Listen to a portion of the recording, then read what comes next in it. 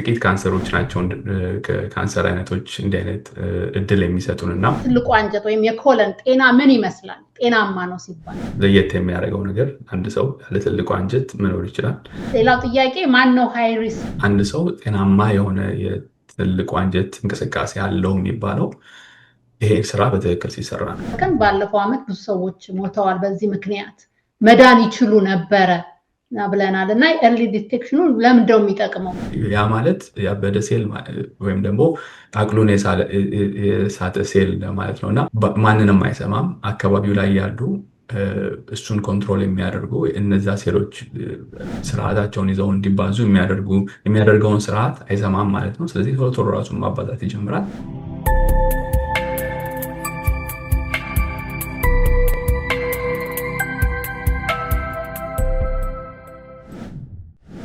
ጤና ይስጥልኝ ውድ የእናት ለእናት ቤተሰቦቼ እንኳን ደህና መጣችሁ። እዚህ ስላየኋችሁ በጣም ደስ ብሎኛል። እንግዲህ ዛሬም እንደተለመደው ያስተምሩናል የምላቸውን ሰዎች ወደዚህ ይዤላችሁ መጥቻለሁ። በተለያየ ሙያ ላይ የተሰማሩ ዛሬም እንግዲህ እኔም የተማርኩባቸው ለማህበራችን የሚያስተምሩ ውድ የሆነ ሰው ይዤላችሁ መጥቻለሁ።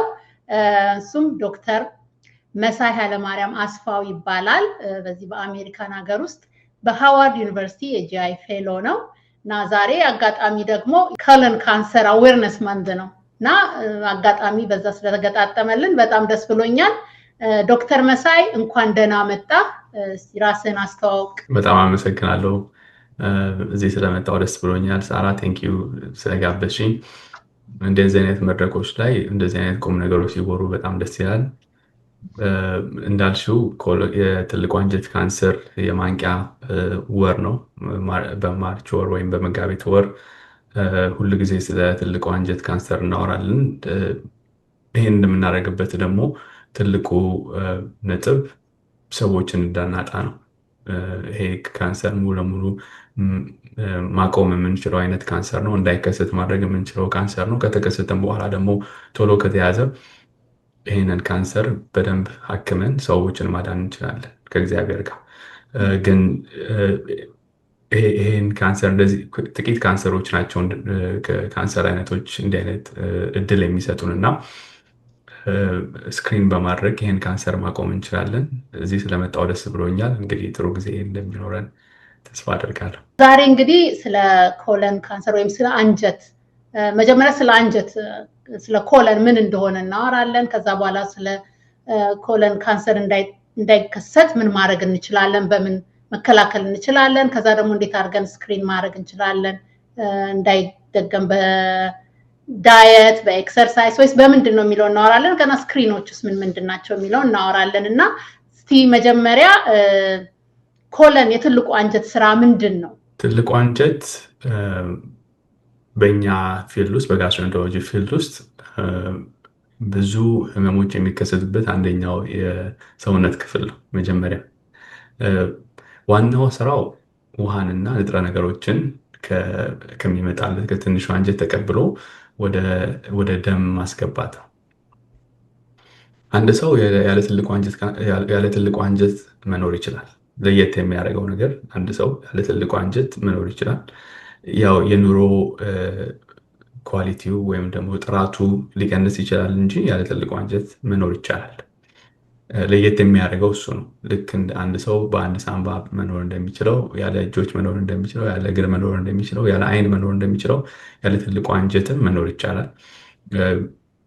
በተለይ ደግሞ በጣም በተደጋጋሚ የሚያብጥ ከሆነ አሁን ደግሞ እንደምናወራው በካንሰር የተጠቃ ከሆነ ትልቁ አንጀትን አውጥተን ትንሹ አንጀትን ከሰገራ መውጫ ጋር በማገናኘት በሰርጀሪ ማለት ነው መኖር ይቻላል። እንግዲህ ቅድም እንዳልኩሽ ዋናው ስራው ከትንሹ አንጀት የሚመጣውን ሊኩዊድ የሆነ ወይም ደግሞ ፈሳሽ የሆነ የላምና ዋና ንጥረ ነገሮቹ የወጡለት ከትንሹ አንጀት አውጥቶ ወይም ደግሞ ወደ ደም ካስገባ በኋላ የሚቀረውን ነገር ፓኬጅ አድርጎ ወደ ሰገራ መቀየር ነው ዋናው ስራው። ወደ ሰገራ በሚቀይርበት ጊዜ ደግሞ ይሄን ውሃንና የተለያዩ ንጥረ ነገሮችን በእንግሊዝኛ ሚነራልስ የምንላቸውን ማለት ነው ወደ ደም በማስገባት ስራውን ይሰራል። ትልቁ አንጀት ወይም የኮለን ጤና ምን ይመስላል? ጤናማ ነው ሲባል ይሄ በእድሜ ገፋ ብለን የምናየው ነገር ይሆናል። እንደምታውቂው የሰው ልጅ ሲፈጠር በጣም ኮምፕሌክስ የሆነ ፍጥረት ነው። በእድሜ ሂደት ደግሞ የትልቁ አንጀት ባህሪ እየተቀያየረ ነው የመጣው። እድሜ በጨመረ ቁጥር የትልቁ አንጀት መጠን ርዝመቱ እየጨመረ ሄዳል። ከዛ በተጨማሪ ደግሞ በአካባቢያችን ያሉ ነገሮች በሚያሳድሩበት ተጽዕኖ ምክንያት የትልቁ አንጀት ባህሪም እየተቀያየረ ነው የሚሄደው። ስራው ቅድም እንዳልኩሽ ንጥረ ነገሮችንና ውሃን ከትንሹ አንጀት የሚመጣው ፈሳሽ ላይ አውጥቶ ወደ ደም ማስገባት ነው። ከዛ በኋላ የቀረውን ደግሞ አላስፈላጊ የሆነ ወይም ደግሞ ለሰውነት የማይጠቅመውን ነገር ደግሞ ቀይሮ ወደ ሰገራነት ቀይሮ ዲስፖዝ ያደርጋል ማለት ነው፣ ወይም ያስወጣል። እንዳልሽው ጤንነቱን በተመለከተ አንድ ሰው ጤናማ የሆነ የትልቁ አንጀት እንቅስቃሴ አለው የሚባለው ይሄ ስራ በትክክል ሲሰራ ነው። በተለያዩ ምክንያቶች ይሄ ስራ ሊስተጓጎል ይችላል። በኢንፌክሽን ምክንያት ሊሆን ይችላል። አንዳንድ ጊዜ ደግሞ ትልቁ አንጀት ግድግዳ ላይ ባሉ እብጠቶች ምክንያት ሊሆን ይችላል። ኢንፍላማቶሪ ባውል ዲዚዝ እንለዋለን። አንዳንድ ጊዜ ደግሞ በካንሰር ምክንያት ሊሆን ይችላል። እነዚህ ምክንያቶች አንዳንድ ጊዜ ደግሞ ፋንክሽናል ባውል ዲዚዝ የምንለው ወይም ደግሞ በአይን የማይታይ ነገር ግን በነርቮች ችግር ምክንያት እንቅስቃሴው ተስተጓጉሎ የትልቁ አንጀት ስራውን ላይሰራ ይችላል። አንድ ሰው ጤናማ የሆነ እንቅስቃሴ ያለው የሚባለው በሳምንት 3 እና ከዛ በላይ ሽንት ቤት የሚጠቀም ከሆነ፣ ሽንት ቤት በሚጠቀምበት ጊዜ ደግሞ ይሄ አስቸጋሪ የሆነ የሽንት ቤት አጠቃቀም የማያሳይ ከሆነ፣ እነዚህ ማለት ምንድን ናቸው? የማያምጥ ከሆነ፣ ሆዱን በመጫን ሰገራውን ለማውጣት የማይታገል ከሆነ፣ ደም የማያይ ከሆነ ሰገራው ላይ፣ እነዚህ ነገሮች ከሌሉ ጤናማ የሆነ የትልቁ አንጀት እንቅስቃሴ አለ ብለን እንደመደማለን። ነገር ግን አሁንም በዚህ ጤናማነት ውስጥ ስፔክትረም ነው፣ ወይም ደግሞ ለአንድ ሰው ጤናማ ነው የምንለው ለሌላ ሰው ጤናማ ላይሆን ይችላል። ይሄ ማለት ምን ማለት ነው? ይህንን ጤናማነት ደግሞ የበለጠ ጤናማ ማድረግ ይቻላል። በኋላ ላይ እንመጣባቸዋል፣ እንዴት አድርገን ይህንን ማስተካከል እንችላለን የሚለውን።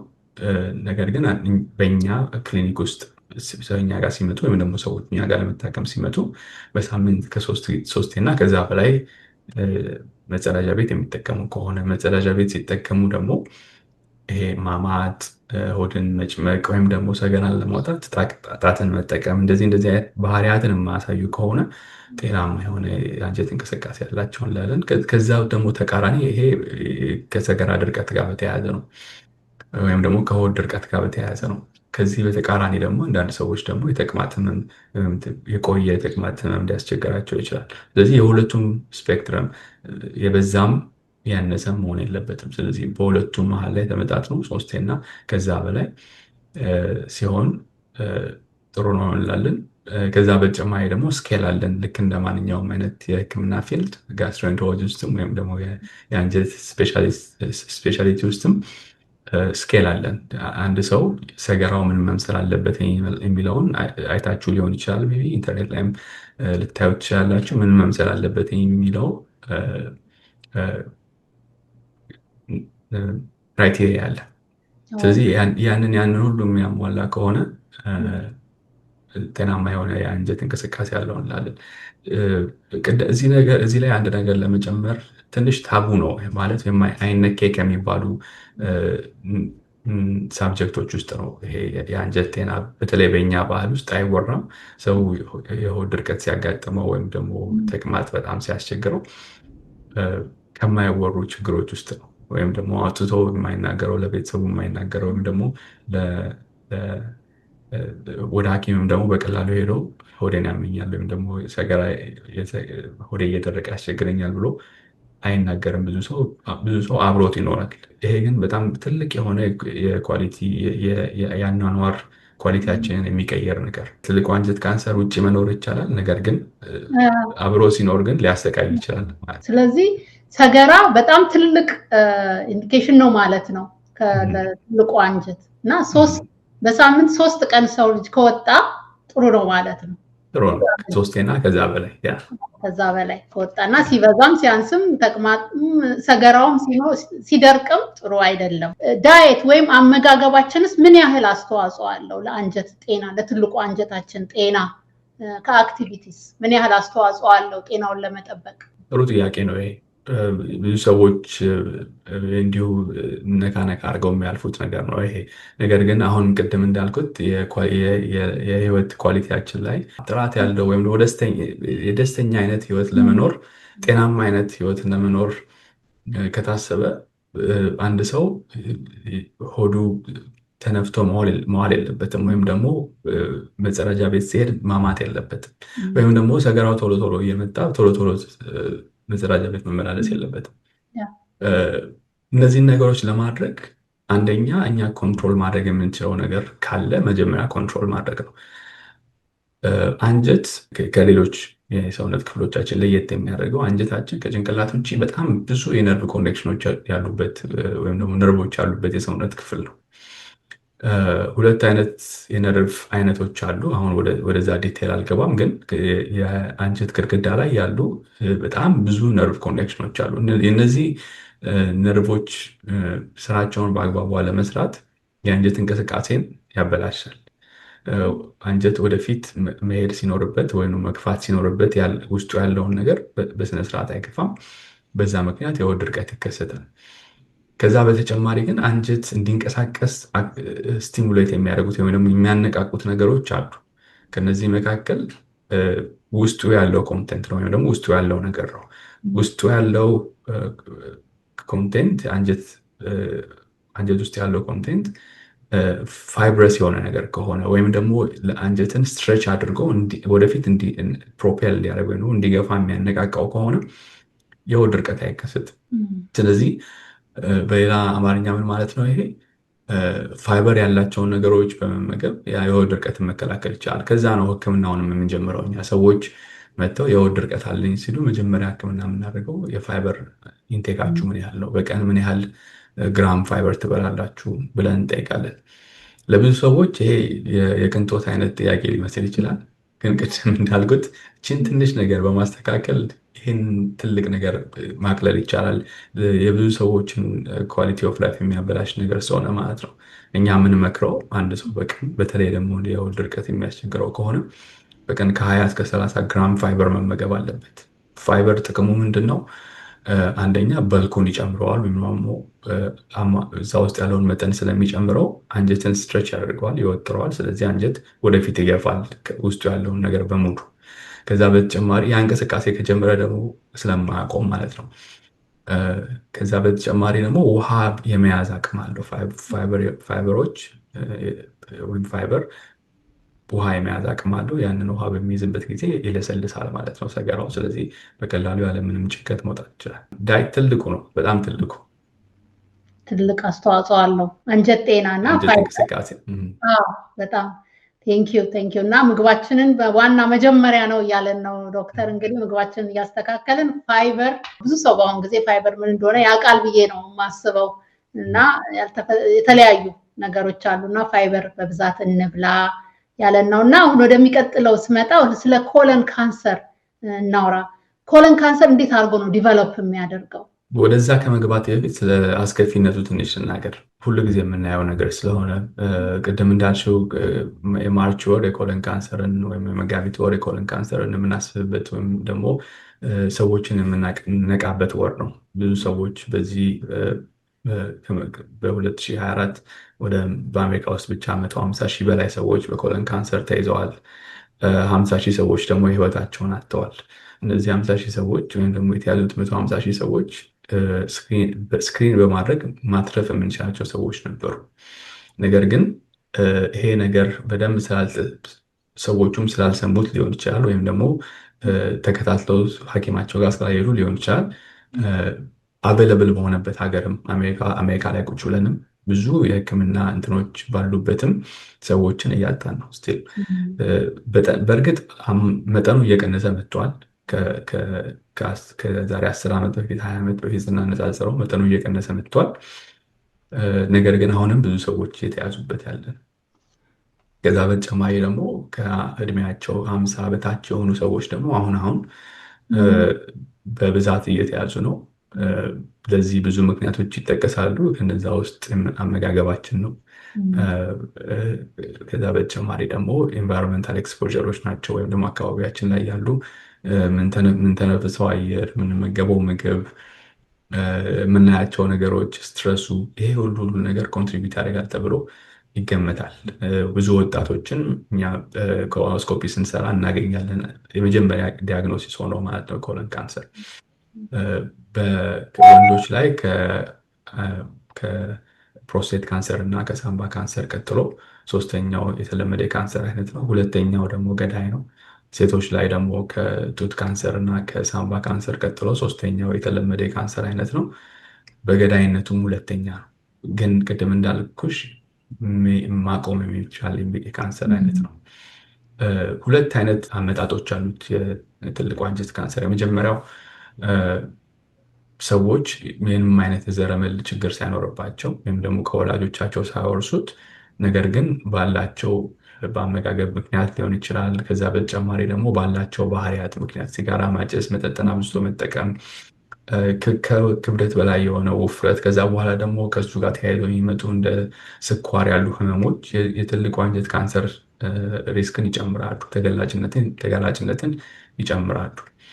ይሄ 85% ያህሉ በዚህ አይነት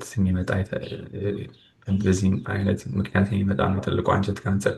ከዛ በተጨማሪ 15% ያህል ደግሞ በዘረመል ምክንያት ከወላጆቻችን የምንወርሰዋል። የተለያየ አይነት የጄኔቲክ ፕሮብለሞች አሉ።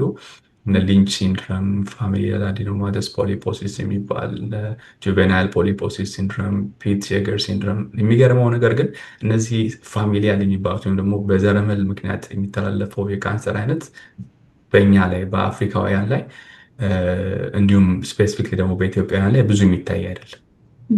ይህም ብዙ ጊዜ በነጮች ላይ የምናየው ችግር ነው። ስለዚህ ይሄ አፍሪካን ኢኒግማ የሚባል ነገር አለ አይደለ? ኮንሴፕቱን አውቀህ የምታውቅ ከሆነ በእኛ ሲተረት ምን ይባላል? ላያስችል አይሰጥም ይባላል።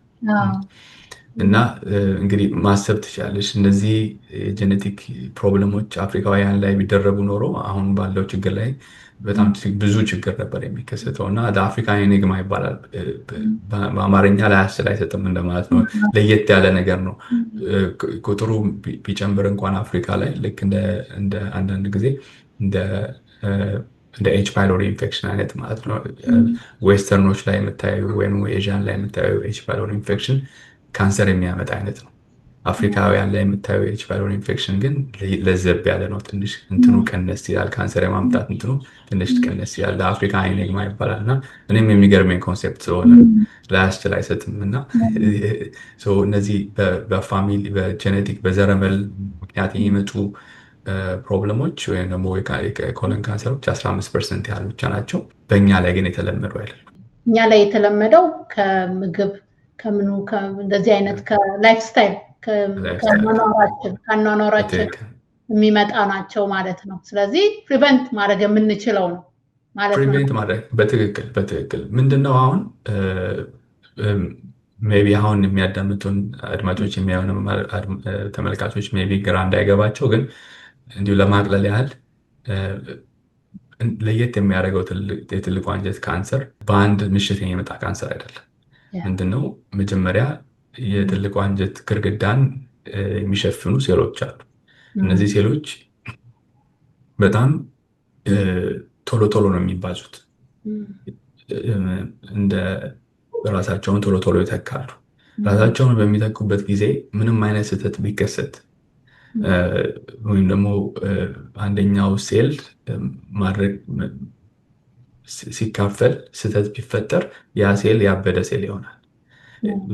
እንደዛ ብዬ ነው ለማስረዳት ያህል። እነዛ ሴሎች ያ ማለት ያበደ ሴል ወይም ደግሞ አቅሉን የሳተ ሴል ማለት ነው። እና ማንንም አይሰማም። አካባቢው ላይ ያሉ እሱን ኮንትሮል የሚያደርጉ እነዛ ሴሎች ስርዓታቸውን ይዘው እንዲባዙ የሚያደርገውን ስርዓት አይሰማም ማለት ነው። ስለዚህ ቶሎ ቶሎ ራሱን ማባዛት ይጀምራል። አካባቢ ላይ ያለውን ነገር በሙሉ የኔ ነው ይላል፣ ይወስዳል። ስለዚህ ያን ለማድረግ ደግሞ ቶሎ ቶሎ ማድረግ ይጀምራል። ወደ እጢነት ይቀይራል። ቀስ እያለ ደግሞ አካባቢ ላይ ያለ የደም ስር ጋር ይሄዳል። በደም ስር ደግሞ ትራብል አድርጎ ወደ ሌላ ቦታ ይሄዳል። ስለዚህ ይሄ ጊዜ የሚወስድ ነገር በተለይ ደግሞ ወደ ካንሰርነት ከመቀየሩ በፊት አዲኖማ እንለዋለን እኛ። በሳይንሱ አዲኖማ ካርሲኖማ ሲኩዌንስ ይባላል። አዲኖማ ወደ ካርሲኖማ ከመቀየሩ በፊት አትሊስት ከ8 እስከ 10 ዓመት ድረስ ይቆያል። እንግዲህ ይሄ ፔሪድ እግዚአብሔር ለእኛ የሰጠው ጸጋ ነው። ከ8 እስከ 10 ዓመት እኛ ኮሎኖስኮፒ ሰርተን ገብተን አይተነው ግድግዳውን አዲኖማውን ስናገኘው ቆርጠን አውጥተን ያን አዲኖማ ወደ ካርሲኖማ እንዳይቀየር ወደ ካንሰርነት እንዳይቀየር የተሰጠን ነው። ይሄ እንግዲህ ይሄንን ደግሞ በአግባቡ መጠቀም የኛ ነው። በደንብ አድርገን የገለጽክልን እና ቴንኪው። አሁን እርሊ ወይም ቅድመ ምልክቶቹ ምንድን ናቸው? ሰው ችላ ማለት የሌለበት ምሳሌ ወደ ስክሪኑ ከመሄዳችን በፊት አንዳንድ ሰዎች ችላ ማለት የሌለባቸው ነገር ምንድን ነው? መጀመሪያ ቅድም እንዳልኩት 15% መጠኑ አነስተኛ ቢሆንም 15% ብዙ ነው። ከመቶ የካንሰር አይነቶች የኮለን ካንሰር ወይም ትልቁ አንጀት ካንሰሮች 15ቱ በዘረመል ምክንያት የመጡ ናቸው እንደማለት ነው። ስለዚህ ቁጥሩ ትንሽ ስላልሆነ በቤተሰብ የካንሰር ታሪክ ያለው ሰው መጠየቅ አለበት። እድሜያቸው ከ60 ዓመት በታች ያሉ እንደ እህት፣ ወንድም፣ እናት፣ አባት በዚህ ካንሰር ምክንያት የተያዙ ከሆነ ዲያግኖስ ሲደረጉ ደግሞ ከ60 ዓመታቸው በፊት ከሆነ ስክሪኒንግ የምንጀምረው 40 ዓመታቸው ላይ ወይም ደግሞ 10 ዓመት እናትየው ወይም አባትየው በትልቁ አንጀት ካንሰር ከተያዙበት እድሜ 10 ዓመት ቀንሰን ከዛ ጊዜ ጀምሮ ነው ስክሪን የምናደርጋቸው። ይህን የምናደርግበት ደግሞ ዋናው ምክንያት ቅድም እንዳልኩሽ አዲኖማ ወደ ካርሲኖማ ለመቀየር ከ8 እስከ 10 ዓመት ስለሚወስድበት ማለት ነው። በዛ ካልኩሌሽን ነው ይሄ የመጣው እና መጀመሪያ የምንጠይቅ ማወቅ ያለበት አንድ ሰው የቤተሰቡን ታሪክ ነው። ቤተሰብ ውስጥ ማን በካንሰር ተይዞ ነበረ፣ በተለይ ትልቁ አንጀት ካንሰር። የትልቁ አንጀት ካንሰርም ደግሞ ጋር ተዛማች የሆኑ እንደ ዩትራይን ካንሰር ወይም ደግሞ የማፀን ካንሰር፣ የጡት ካንሰር፣ የፓንክሪያስ ካንሰር እነዚህን በሙሉ ማወቅ አለበት። ጥያቄያችን እሱ ስለሚሆን ማለት ነው የመጀመሪያው። ከዛ በኋላ ምልክቶቹ ጋር ስንመጣ ደግሞ የመጀመሪያው ምልክት የሚሆነው የሽንት ቤት አጠቃቀም መቀየር ነው። አንድ ሰው ኖርማሊ በየቀኑ ጠዋት ላይ ሽንት ቤት የሚሄድ ከነበረ ወይም መጸዳጃ ቤት የሚጠቀም ከነበረ ድንገት ይሄ አጠቃቀም መቀየር ከጀመረ በየ2 ቀኑ በየ3 ቀኑ መሄድ ከጀመረ ወይም ደግሞ አንዳንድ ጊዜ ይሄ የሆድ ድርቀቱ ጋር አንዳንድ ጊዜ የተቀላቀለ ማስቀመጥ ከጀመረው፣ ሰገራ ላይ ደም ማየት ከጀመረ፣ የምግብ ፍላጎት ከቀነሰ፣ የሆድ ድምፅ መብዛት በጣም ካለ፣ የሆድ ህመም ካለ፣ የማያቋርጥ አይነት የሆድ ህመም ምንም ያለ ምክንያት የመጣ ማለት ነው። የምግብ ፍላጎት መቀነስ ካለ፣ ቅድም እንዳልኩት የክብደት መቀነስ ካለ፣ እነዚህ ምልክቶች ናቸው። እነዚህ እኛ በሕክምናው ሬድ ፍላክስ እንላቸዋለን ወይም ደግሞ የአደጋ መገለጫዎች ናቸው። ስለዚህ ኮለን ካንሰር በተለይ ደግሞ እድሜያቸው 50 እና ከዛ በላይ የሆኑ ሰዎች እድሜያቸው ከጎልማሳነት በኋላ ያሉ ሰዎች ወይም ደግሞ እድሜያቸው ከ64 በላይ የሆናቸው ሰዎችም እስካልተረጋገጠ ድረስ የትልቁ አንጀት ካንሰር መጠርጠር አለበት። ከዛ በተጨማሪ ደግሞ አንዳንድ ሰዎች ላይ አይረን ዴፊሽንሲ አኒሚያ የሚባል የአኒሚያ አይነት ብዙ ጊዜ ይከሰታል። ይሄ ደግሞ የሚሆነው ምንድነው? በተለይ ደግሞ በቀኝ በኩል የቀኙን የትልቁ አንጀት ካንሰር በቀኝ በኩል ያለው የትልቁ አንጀት ካንሰር ከሆነ በቀኝ በኩል ያለው የትልቁ አንጀት ትንሽ ሰፋ ስለሚል ይሄ የአንጀት መዘጋት አይነት ምልክቶችን ቶሎ አናይበትም። ስለዚህ ቀስ እያለ ያ ካንሰር በሁለት ነገሮች፣ አንደኛ ቀስ እያለ በመድማት፣ ሁለተኛ ደግሞ ካንሰር ስለሆነ ራሱ ህመሙ የቀይ የደም ሴሎችን መባዛት ስለሚገታ ሰዎች አኔሚክ ይሆናሉ ወይም ደግሞ የደም ማነስ ይኖራቸዋል ማለት ነው። ስለዚህ የደም ማነስም አንደኛ ሌላ መገለጫው ነው። እኛ ሕክምና ስንማር በተለይ ትልልቅ ሰዎች ላይ የደም ማነስ በተለይ ደግሞ በአይረን እጥረት ምክንያት የሚመጣ የደም ማነስ ኮለን ካንሰር ነው ተብሎ ነው የሚደመደመው ተረጋግጦ እስካልጠፋ ድረስ ማለት ነው። ኮሎኖስኮፒ ሰርተን አይተን እስካላረጋገጥን ድረስ ትልቁ አንጀት ካንሰር አንደኛ እንትናችን የሚሆን ጥርጣሬያችን ነው የሚሆን። እርሊ ሳይን አለው። ብዙዎች ችላ እየተባሉ የሚታለፉና በኋላ ላይ እንግዲህ ሲገኝ እንዴት ነው በኋላ ላይ ሲገኝ ሌት ሆኖ የመገኘት እንትን አለው እና እነዚህ ምልክቶችን ችላ ማለት አያስፈልገንም ያለን ነው ዶክተርና። ሌላው ጥያቄ ማን ነው ሃይ ሪስክ በእነዚህ ነገሮች? ወንዶች ላይ በተለይ ጥቁር ወንዶች ላይ የትልቁ አንጀት ካንሰር ከሴቶች በበለጠ ይከሰታል። በስታቲስቲክሱ ነው የሚያሳየን። ከዛ በተጨማሪ ግን እኛ ራሳችን አጋላጭ የምንላቸው ምክንያቶችን ቅድም የጠቀስኳቸው ናቸው። በተለይ ደግሞ ሲጋራ ማጨስ። ብዙ ሰዎች እንግዲህ ሲጋራ ማጨስ በቀላሉ መተው የሚቻል አይነት ልምድ አይደለም። በሕክምና ውስጥ ያሉ ሰዎች በተለይ ደግሞ ፕራይመሪ ኬር ላይ የሚሰሩ ሰዎች ይህንን በደንብ አድርገው ያውቁታል። ፔሸንቶቻቸው፣ ታካሚዎቻቸው ለማቆም በተደጋጋሚ ይሞክራሉ፣ ግን በጣም ለማቆም የሚከብድ የሱስ አይነት ነው ሲጋራ ማጨስ። ነገር ግን የሚያመጣው ደግሞ ጦስ በጣም ብዙ ነው። ከጭንቅላት የደም ስር መፈንዳት ጀምሮ እስከ ትልቁ አንጀት ካንሰር ድረስ በጣም ብዙ አይነት ችግሮችን የሚያመጣ ነው። እኔ የሚያጨሱ ሰዎች አድቫይዝ የማደርገው አልረፈደም፣ አሁንም ቢሆን በማቆም ትልቅ ችግር የመፈጠር ቻንሱን መቀነስ ይቻላል።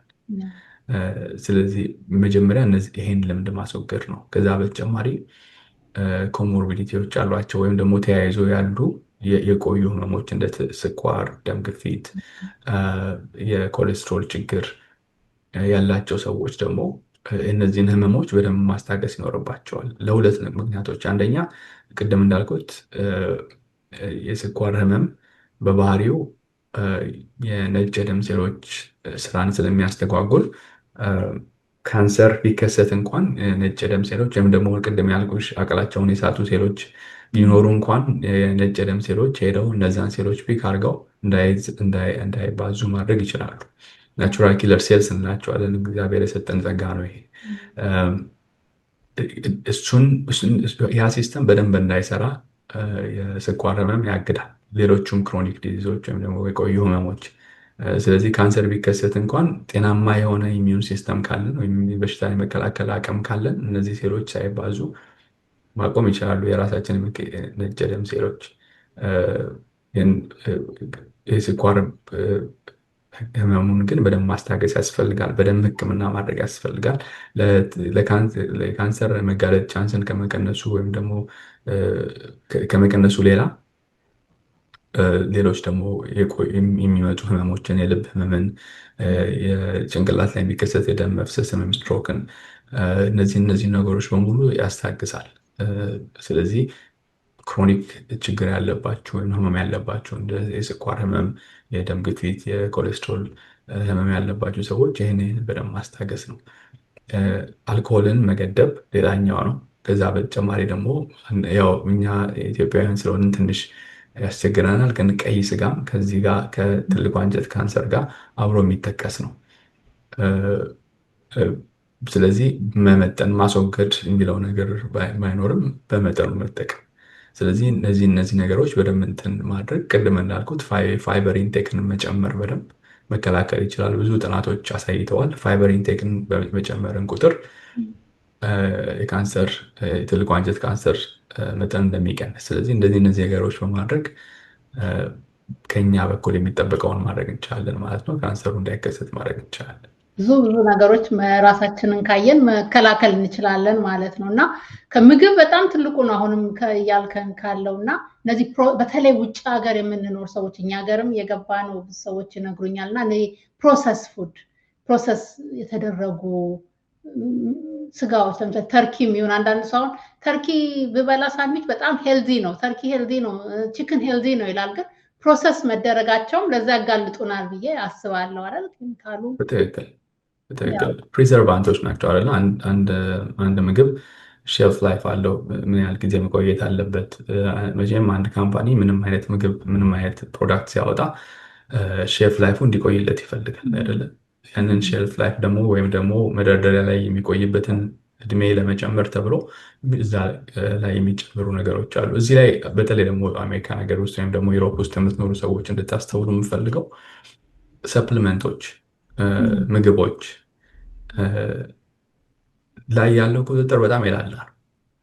ምን ለማለት ፈልጌ ነው? ሕክምና ላይ እንዳለው መድኃኒቶች ላይ እንዳለው ኤፍዲኤ እንደሚቆጣጠረው ያህል በምግቦች ላይ እና በሰፕሊመንቶች ላይ ቁጥጥር የለም። በተለይ ሰፕሊመንቶች ላይ ሰዎች እንግዲህ እንደምታውቂው ነው፣ አንቺም ሰምተሽ ሊሆን ይችላል።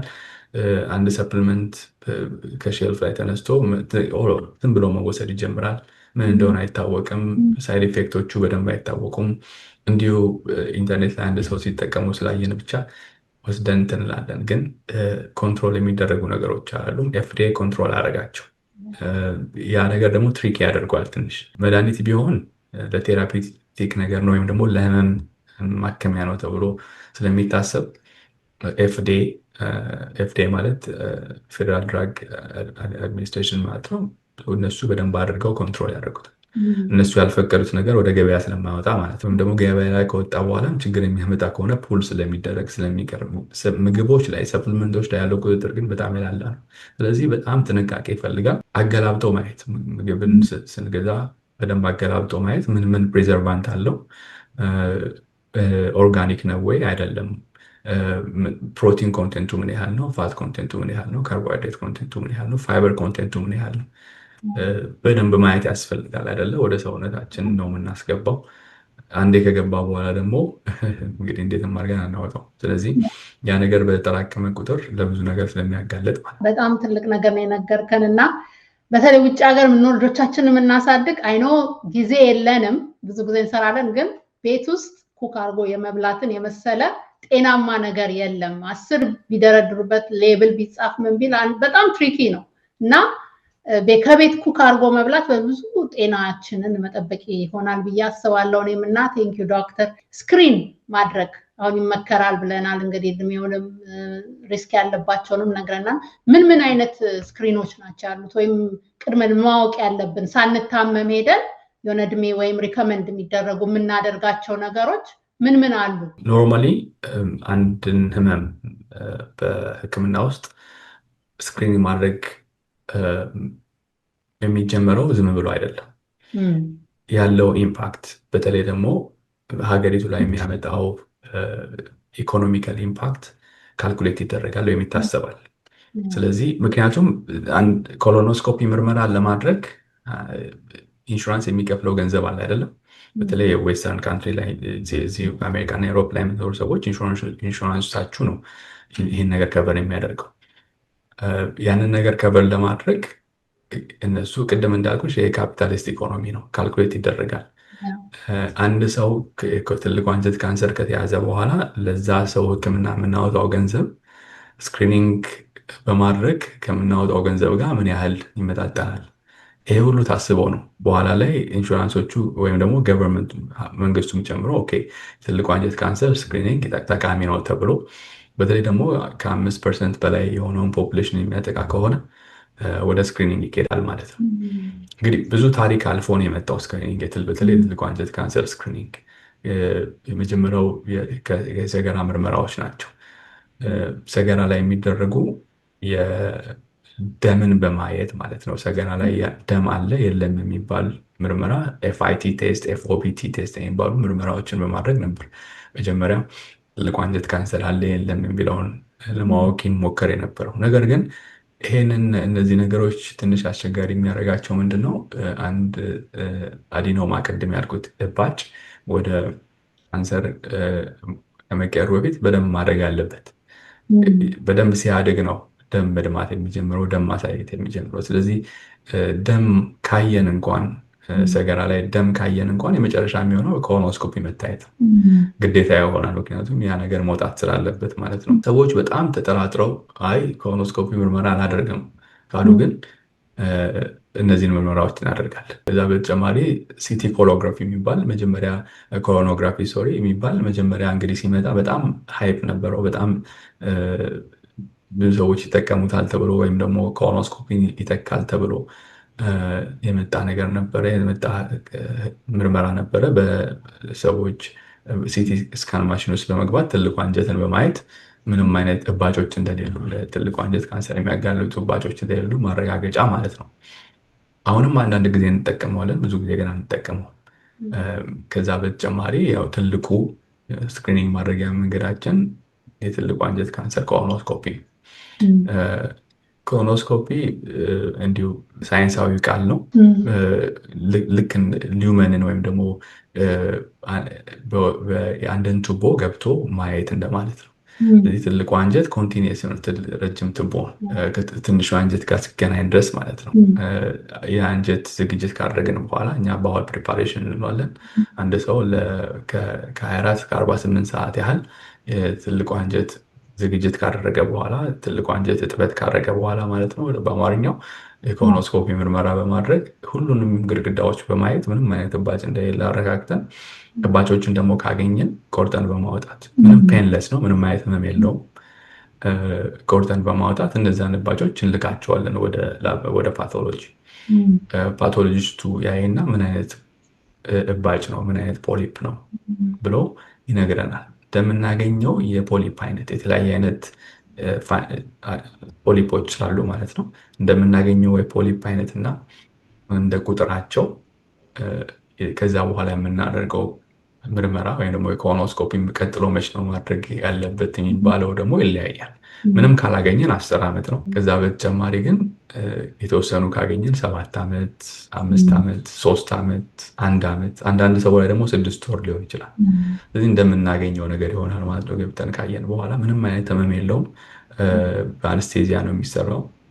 አንዳንድ ቦታዎች ላይ ላይት ሰዴሽን የሚባል ነገር አለ። እንቅልፍ የሚያመጣ መድኃኒት ተሰጥቶ ተኝቶ ነው የሚሰራው። ምንም አይነት ህመም የለውም። በደንብ ልምድ ባለው ሰው ሲሰራ ከ15 ደቂቃ እስከ 20 ደቂቃ ብቻ የሚወስድ የምርመራ አይነት ነው። ወዲያው ትነቃላችሁ። በጣም ሬር የሆነ ቅድም አንዳንድ ሰዎች ይፈራሉ ስለተባለ በጣም ሬር የሆነ ኮምፕሊኬሽኖች አሉት። ከ1000 ፕሮሲጀሮች ወይም ደግሞ ከሚሰሩ ኮሎኖስኮፒዎች አንድ ሰው ላይ ነው የሚገኘው። አይቼ አላቅም ምንም አይነት ኮምፕሊኬሽን በበኩሌ፣ ግን መጽሐፎች ላይ ይጻፋል፣ ሊትሬቸሮች ላይ ይኖራል። ያንን ኮንሰንት ስንወስድ ወይም ደግሞ የህክምና ፍቃድ ስንወስድ ከታካሚዎቻችን ላይ እነግራቸዋለን። እንደዚህ አይነት ቲዎሬቲካል የሆኑ ኮምፕሊኬሽኖች አሉ። የመድማት፣ የትልቁ አንጀት ቀዳዳ ወይም መበሳት፣ ወይም ደግሞ አንዳንድ ሰው ላይ ከመድኃኒቶች ጋር ያለ ኮምፕሊኬሽን፣ ኢንፌክሽኖች፣ እንደዚህ አይነት ነገሮች ሊከሰቱ ይችላሉ ብለን እናገራለን። ግን በጣም ሬር ናቸው። ያው መነገር ስላለበት ነው እንጂ በጣም ሬር ናቸው። ስለዚህ ሰው ፈርቶ ማቆም የለበትም። ሌላው የመጨረሻ ጥያቄ የሚለው ለምን የሚጠቅመው? ምክንያቱም በጣም አሁን ቅድም ስታቲስቲክሱን እየነገርከን ባለፈው ዓመት ብዙ ሰዎች ሞተዋል በዚህ ምክንያት፣ መዳን ይችሉ ነበረ ብለናል። እና ኤርሊ ዲቴክሽኑ ለምንድነው የሚጠቅመው? ምሳሌ ብዙ ጊዜ ሰዎች እናንተ ጋር ሲመጡ ህመም ታይቷቸው ወይ ብዙ ነገር ሆኖ ስቴጁ ወደ 4 ይሄዳል መሰለኝ አይደል? የሆነ ስቴጅ አልፈው ነው የሚመጡት። እና ምንድነው ጥቅሙ? ብዙ ኮምፕሊኬት ማድረግ አልፈልግም፣ ግን ስቴጅ የምናደርግበት መንገድ አለን። ቲኤንኤም ስቴጂንግ ይባላል። በመጀመሪያ ይሄ ካንሰር ምን ያህሉን የትልቁ አንጀት ግድግዳ ኢንቬድ አድርገዋል ወይም ደግሞ ምን ያህሉን አፌክት አድርገዋል ወይም ምን ያህል ትራቭል አድርገዋል ሄደዋል የሚለውን እናያለን። መጀመሪያ ግድግዳው ላይ ያለውን የትልቁ አንጀት ግድግዳ ላይ፣ ከዛ በተጨማሪ ደግሞ አካባቢው ላይ ያሉ ሊምፍ ኖዶች ወይም ደግሞ እባጮች፣ ንፍፊት ነው የሚባለው በአማርኛ። ንፍፊቶችን ምን ያህሎቹን ወደ ምን ያህሉ ሄደዋል ብለን እንጠይቃለን። ከዛ በኋላ ደግሞ ወደ ተለያዩ ኦርጋኖች፣ ትልልቅ ኦርጋኖች አሉ አይደለ? በተለይ ከአንጀት ጋር ደግሞ ከትልቁ አንጀት ጋር ቀጥታ ግንኙነት ያላቸው እንደ ሊቨር ያሉ ወይም ደግሞ እንደ ጉበት ያሉ የሰውነታችን ክፍሎች ወደዛ ሄደዋል ወይ፣ ወደ ሳምባ ሄደዋል ወይ፣ ወደ አጥንት ሄደዋል ወይ ብለን እንጠይቃለን። ህክምናው ስለሚለያይ ነው።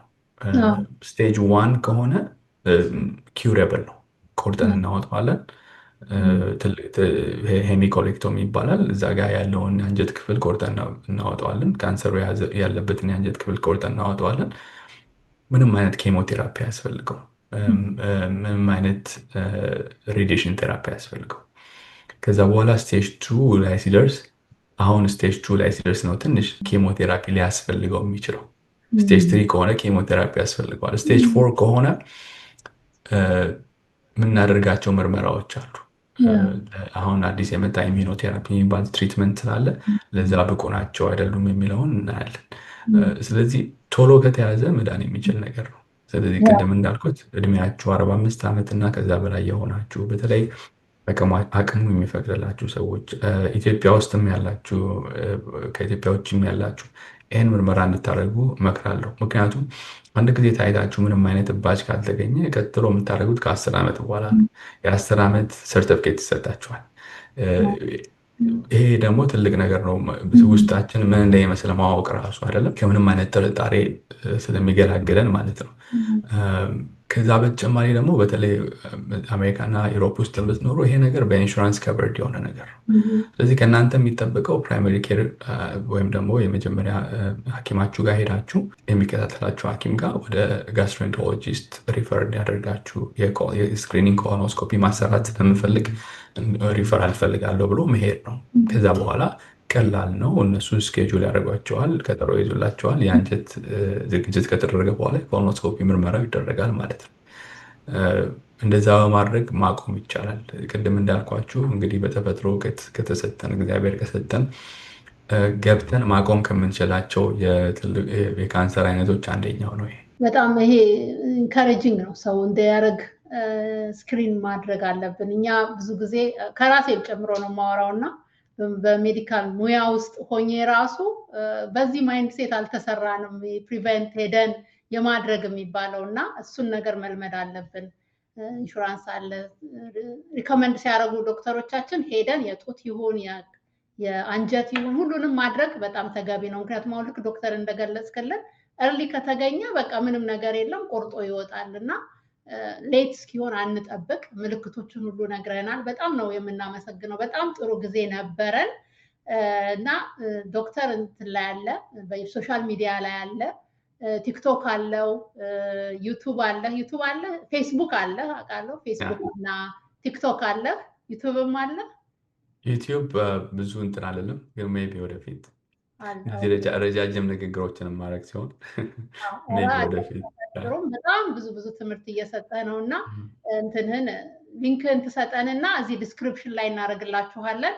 ዶክተርን እያበረታታችሁ እየተከታተላችሁ ብዙ እንድትማሩ አበረታታችኋለሁ። ምክንያቱም በራሳችን ቋንቋ እንደዚህ የሚነግረን የሚያስተምረን ማግኘት እንደ ህልም እኮ እውን ሲሆን ማለት ነው በብዙ ነገሮች እና እየተከታተላችሁ ተማሩ በቋንቋችን ብዬ እላለሁኝ። አንድ የመጨረሻ የምል ምንድነው አንድ እንደ ቁልፍ የሆነ ነገር መልእክት ምንድነው አንድ ሰው ኮለን ካንሰርን በቃ እንዲከላከል ከዛ ነፃ ሆኖ እንዲኖር ምንድነው ምክርህ? አንድ የመጨረሻ አንድ ነገር ብቻ ላይሆን ይችላል፣ ግን መጀመሪያ ቅድም እንዳለው ስክሪኒንግ ነው። ከ45 ዓመት እና ከዛ በላይ እድሜ ያላችሁ ሰዎች ስክሪኒንግ ታደርጉ። ከዛ በተጨማሪ ደግሞ ወላጆቻችሁንም ጨምሮ እናት አባቶቻችሁን፣ አክስቶቻችሁን፣ አጎቶቻችሁን በሙሉ እናንተ እድሜያቸው 45 ባይደርስ እንኳን እነሱ ስክሪን እንዲያደርጉ በጣም መጎትጎት ያስፈልጋል። ቅድም እንዳልሽው ባህላችን ኢንከሬጅ ስለማያደርገን ማለት ነው። ገና በዛ ማይንድ ሴት ስላልሰራን እኛ በደንብ አድርጎ መጎትጎት ያስፈልጋል። ስክሪኒንግ ይዞ መሄድ እናንተ ራሳችሁ አንዳንድ ጊዜ ያው ሳክሪፋይስ ነው አይደለ? ራሳችሁ ክሊኒክ ይዛችሁ መሄድ። ምክንያቱም ይሄ ካንሰር ማናችንም ቤት የሚገባ አይመስልንም። የካንሰር ህመም ማንኳኳቱ ግን አይቀርም። አንፎርቹኔትሊ ሲገባ ደግሞ የካንሰር ህመምን ትንሽ አስቸጋሪ የሚያደርገው ሊንገሪንግ ነው፣ ወይም ደግሞ በአንድ ጊዜ የሚገል አይነት ህመም አይደለም። በተለይ ደግሞ ስቴጁ በጣም እየጨመረ ሲሄድ የሰውን ልጅ አሰቃይቶ የሚገል አይነት ህመም ነው። ይህንን ህመም እንዳይከሰት ማድረግ ይቻላል። የብዙ ወገኖቻችንን ህይወትን መታደግ ይቻላል። ያ ሁሉ የሚጀምረው ግን ከቤት ነው። ስለዚህ ቤታችሁ ዞር ብላችሁ ማየት፣ እናት፣ አባት፣ አክስት፣ አጎት። ይሄ እንደውም ኢንካሬጂንግ የሆነ ወር ነው ማርች ወር ወይም መጋቢት ወር የኮለን ካንሰርን የምናቆምበት ወር ነው። ስለዚህ ከአካባቢያችሁ ጀምሩ፣ እናት አባቶቻችሁን አስመርምሩ፣ ኢንካሬጅ አድርጓቸው። እነሱ ባህላችን አይደለም ብለው ትንሽ ያው ታቡ ስለሆነ ኮሎኖስኮፒ ራሱ በራሱ ገና የሚያስፈራ ቃል ስለሆነ በደንብ ኢንካሬጅ አድርጓቸው። በደንብ ያለውን ነገር በደንብ አስረዷቸው፣ ይዛቸዋቸው ሂዱ። የብዙ ሰዎችን ህይወት መታደግ ስለምትችሉ ማለት ነው እናንተ ራሳችሁ። ከዛ በተጨማሪ ደግሞ ለራሳችሁ ደግሞ ሱስ ውስጥ ያላችሁ ሰዎች በተቻለ መጠን ያንን ነገር ለማቆም ሞክሩ፣ በተለይ ሲጋራ የምታጨሱ ሰዎች። ከዛ በተጨማሪ ኤክሰርሳይዝ በጣም ኢምፖርታንት የሆነ ነገር ነው አይደለ?